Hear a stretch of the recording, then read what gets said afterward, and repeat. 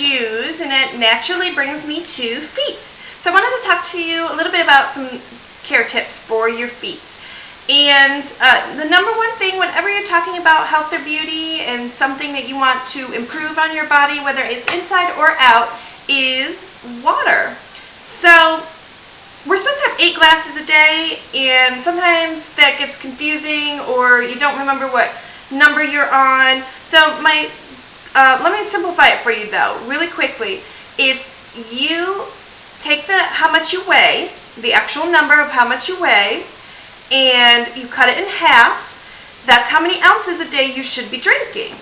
And my daughter has simplified it even more, where she has a water bottle. It has the ounces right on the back. So she just fills it up to whatever she needs for that day, and she makes sure it's drank by the end of the day. So you can find those around if you just look for something in ounces. And that's a really good tip for your water drinking, which we should be doing every day no matter what, whether we're talking about feet or anything else. And then besides your daily shower or bath, we need to consider soaking every other week or once a month or so, soaking our feet. And this is a little tub, and it's just one of those kitchen sink tubs.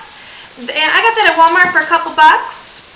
And about every other weekend, my daughter and I try to sit down in front of the TV or something, and we fill that up with really warm water. And then I have a bag of marbles, which you can get just about anywhere. And we put like a handful of these in the bottom of the tub. You just rub your feet on them while you're soaking, and it feels so good. And then we just wash up the marbles in like a strainer, pasta strainer or something, like the next day. But anyway, so you want to soak for about 10 minutes, and do that once a week if you have time.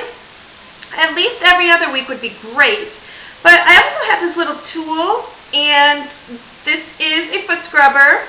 Has a little grating thing on it, which I actually used to think hurt.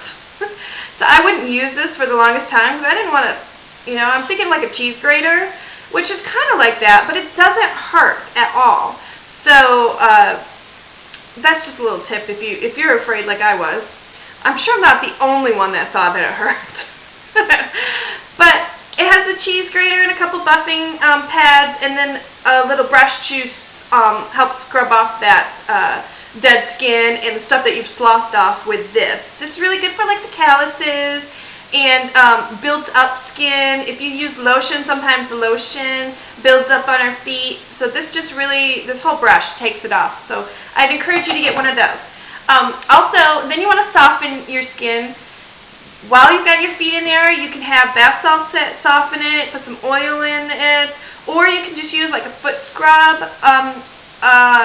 while you're soaking your feet. You can do this in the bathtub as well. My favorite scrub right now is it's actually a whole body scrub, but you can use it just on your feet.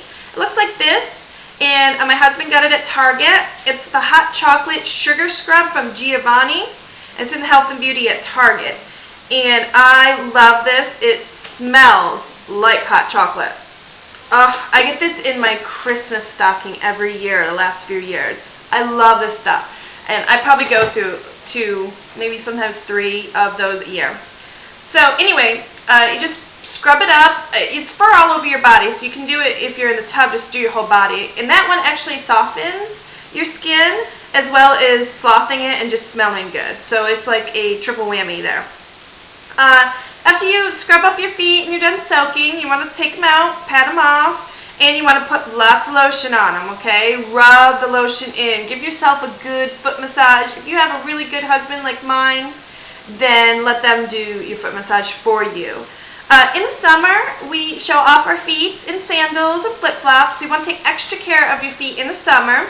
One of the ways I do this is a heel cream, because sometimes I tend to walk barefoot a lot in the summer as well, and sometimes my heels get cracked. So I went to a local drugstore and went ahead and got a heel cream specially for my heels. So I used that. Another thing, if you don't have time for any of this, one of the other things you can do is just make sure every single night you put lotion on your feet. If you take nothing else away from this, water, and lotion on your feet every single night. It's kind of like washing your face, brushing your teeth, put lotion on your feet.